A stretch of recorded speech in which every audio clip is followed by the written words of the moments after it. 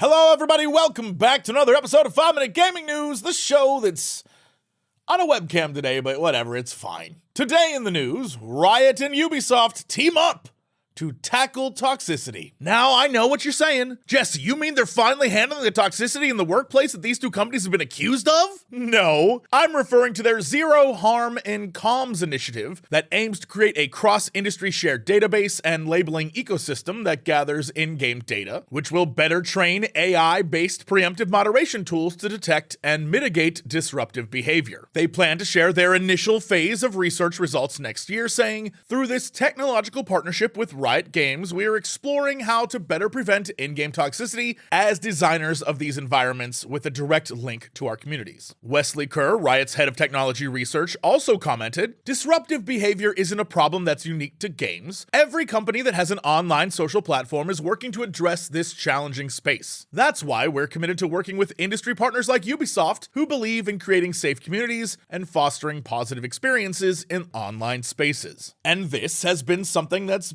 been subject of debate and concern in the games industry for a while. Microsoft at the beginning of the year was trying to tackle it its own way as well. Microsoft's plan was to help get rid of bad actors in the online gaming landscape by creating a multi-network program whereby bans that apply to Xbox, for example, might carry over to other networks from other companies. Answering the question at the time, Phil Spencer said, something I would love for us to be able to do, this is a hard one as an industry, is when someone gets banned in one of our networks, there should be a way for us to ban them across other networks. And yeah, that seems pretty similar to what Ubisoft and Riot are trying to do, except it brings up, a lot of questions. Sure, would I love it if an asshole who is an asshole and was an asshole on purpose got banned from everything? It would probably make me feel good, but that is, who decides who the asshole is? You know what I mean? Then we get into that territory, and then we have to start talking about like how they want to hand this off to AI. Well, certainly that won't be a problem. So you understand the debate part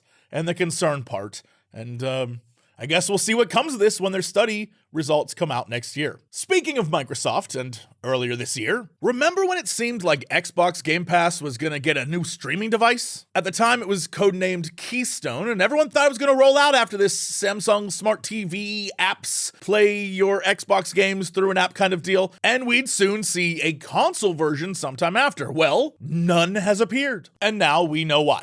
When you've got Series S at $299 and like during the holidays, you'll see some price promotions. I think in order for a streaming only box to make sense, the price delta to S has to be pretty significant. Microsoft Gaming CEO Phil Spencer said, I don't want to announce pricing specifically, but I think you've got to be in the $129, $99, like somewhere in there for that to make sense. And that's very important. It's not just smart business, but it's also logistically, why would you produce another machine that is roughly the same cost and the same thing as one you already have, but worse? And just off the top of my head, knowing nothing really about any console building at all, you would have to have some sort of Wi-Fi card in there that would have to be a good one, USB ports of some sort of user interface system all set up in there.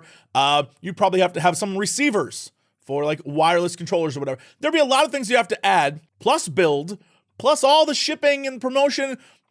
It doesn't make a lot of sense. If you, like, in the future, sure, I bet we could hit $99 or something like that. But when companies are now making things bigger and more expensive, NVIDIA, and yeah, they could probably put crappy parts into it, but if you're trying to sell a new concept like Wi-Fi gaming, to do that and then that be your initial offering, it would be a crappy decision. Just crap all around. While we're talking crap, yep, that's where I'm going. Video game movies have for a long time been considered just that. And while in recent years with movies like Sonic and TV shows like Arcane and Edge Runners, it seems like studios are finally learning, but Francis Lawrence, the director of Hunger Games, is now the new Bioshock movie, wants you to know that he's out there trying to break the movie curse. The script from his friend and Blade Runner 2049 writer, Michael Green, is in his hands. They've got it planned out what's gonna happen. And Lawrence went on to say, we already have our take, outline, all that kind of stuff. So that's done. He's just now actually writing it. And that's why I said it's a real possibility of it being what's next. But as Collider says, scripting is just one piece of the puzzle. It's about pre-production and filming and post work that could definitely cause issues, and then studios will want to get involved, especially if it looks good. Oh, God help this movie if it's good. Everyone at Netflix is going to want to get involved. And let's be clear, Netflix does not have